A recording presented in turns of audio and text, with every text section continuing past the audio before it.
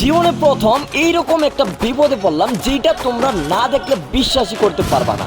একদম লার্জন কিন্তু অলরেডি শুরু হয়ে গেছে। আবার এইখানে আমরা ঘরের ছাদের উপরে ফেসে গেছি, যেখান থেকে নিচেও নামতে পারতেছিলাম না, ঘরের উপরেও থাকতে পারতেছিলাম না। কারণ হচ্ছে ঘরের নিচে তিনটা প্লেয়ার দাঁড়িয়ে আছে আমাদের মারার জন্য। অলরেডি কিন্তু আমার দুজন টিমমেটকে মেরে দিছে। এইদিকে আমি একাই বেঁচে আছি, তাও আবার জুনের বাহিরে। আমার সামনে কিন্তু একটা প্লেয়ার ছিল, আর এইটাকে আমি ক্লোজ লেভেলে হেডশট দিয়ে ডাউন করেছি। কিন্তু তার আরো দুইজন টিমমেট আমাকে কিন্তু এখানে ড্যামেজ দেওয়ার চেষ্টা করে।